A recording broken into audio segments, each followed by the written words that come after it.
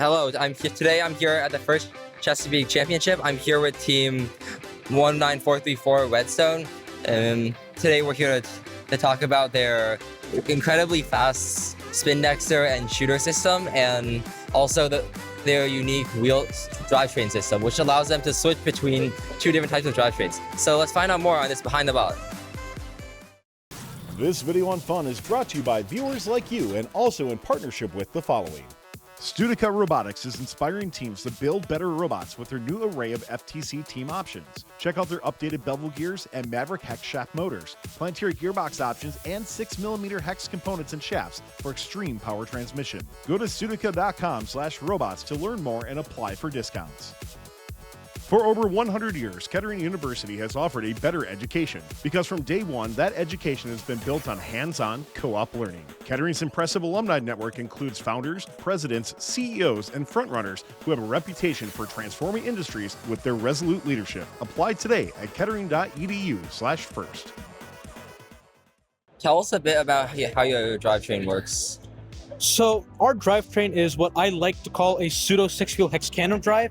And the way it works is that we have these four main mecanum wheels that actually rotate on their own, and this one's belted to the traction wheel. And what we're basically doing is we're using an Axon Max servo to control the traction wheel's position at all times.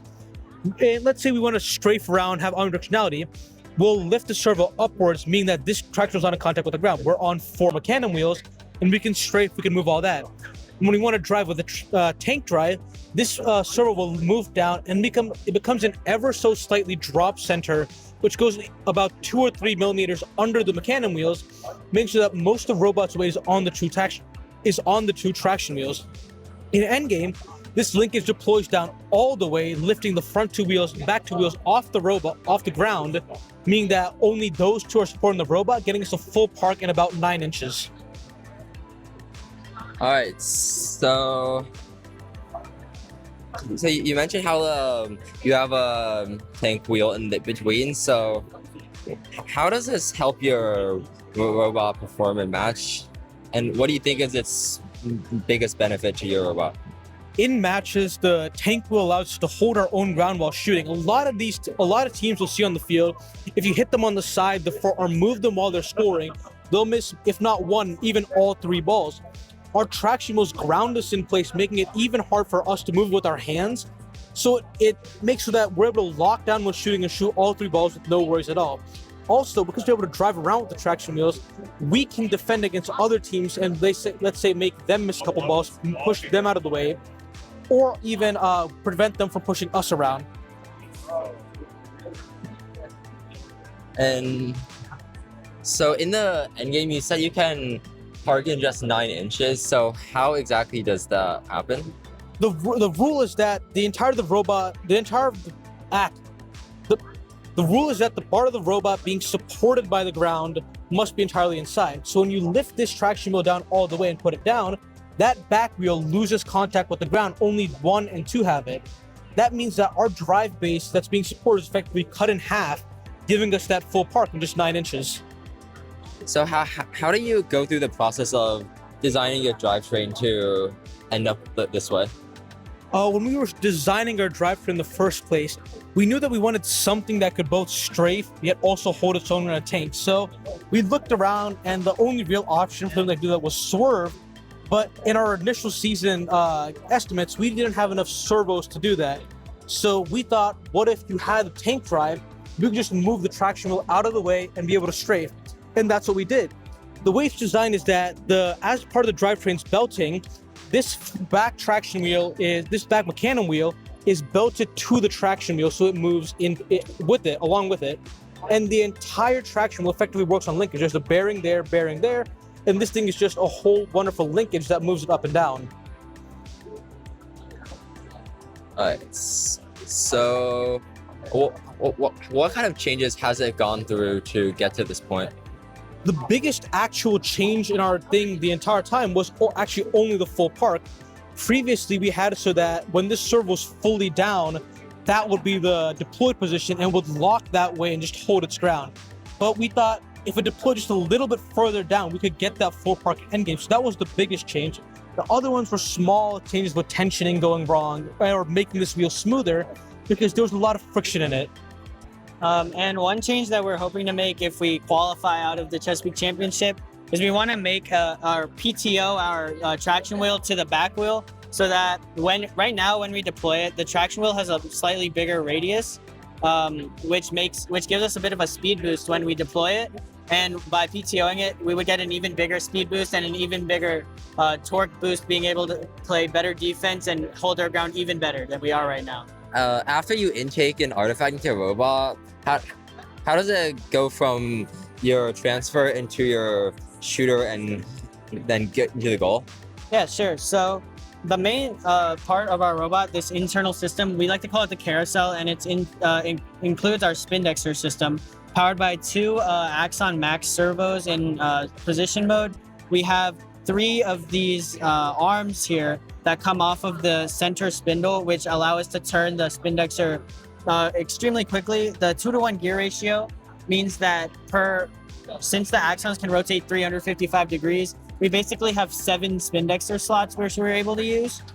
And what that means is that we can shoot in 0.4 seconds, no matter the required sorting. So what we have is, once we come into the Spindexer, we have a color sensors, which you can see by the lights there.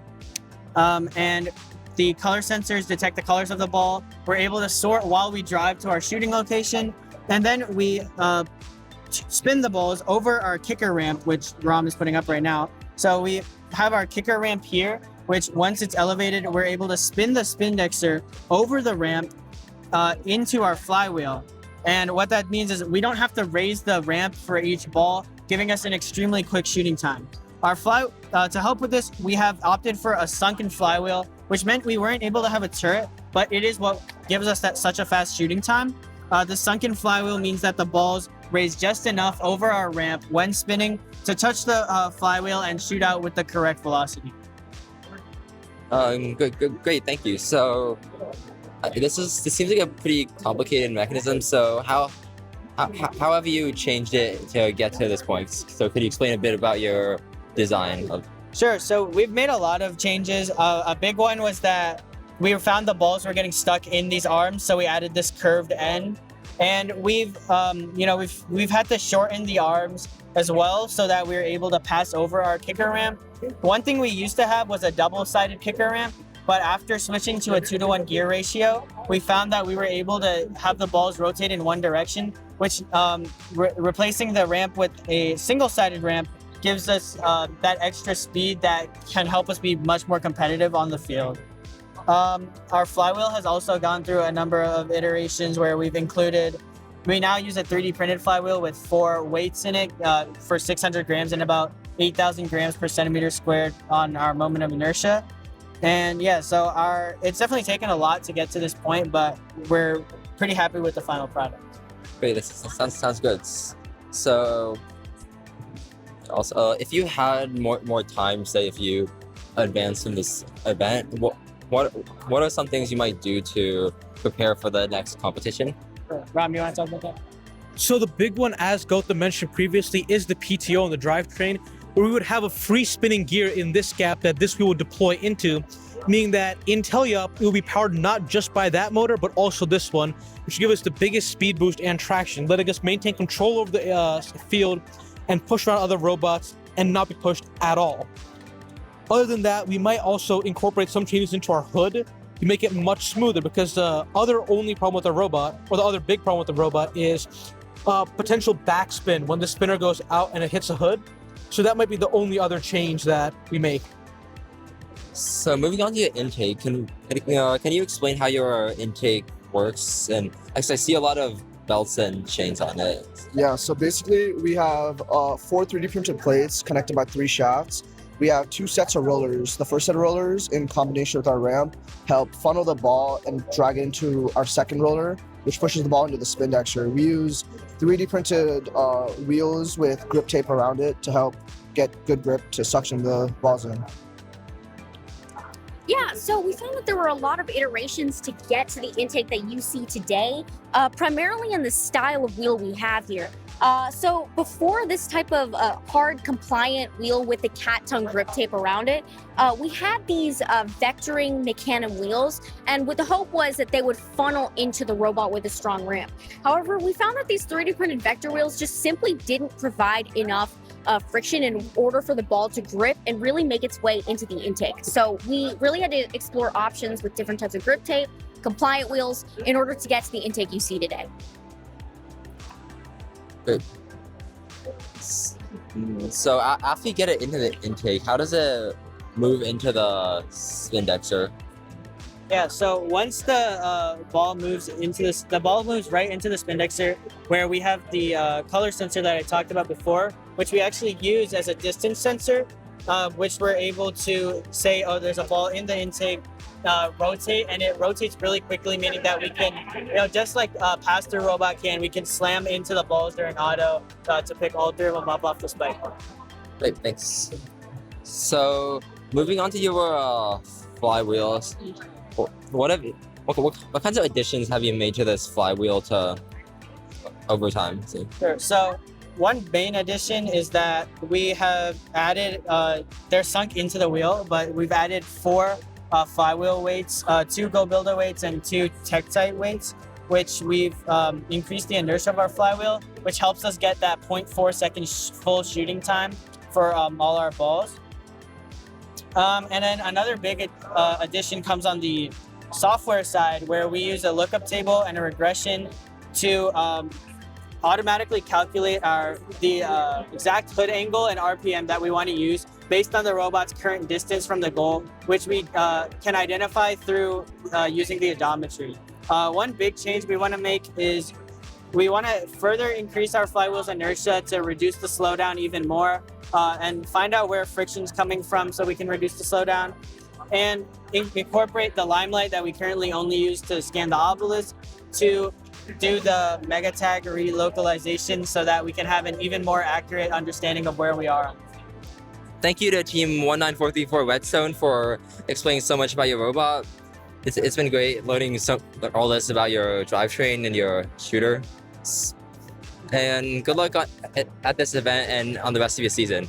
This is Chris from Fun FTC signing off. Thanks for watching. Don't forget to like, subscribe, and click the bell to stay up to date on future fun videos. For over 100 years, Kettering University has offered a better education because from day one, that education has been built on hands-on, co-op learning. Kettering's impressive alumni network includes founders, presidents, CEOs, and frontrunners who have a reputation for transforming industries with their resolute leadership. Apply today at kettering.edu/first. Studica Robotics is inspiring teams to build better robots with their new array of FTC team options. Check out their updated bevel gears and Maverick hex shaft motors, Planetary gearbox options, and 6mm hex components and shafts for extreme power transmission. Go to studica.com/robots to learn more and apply for discounts.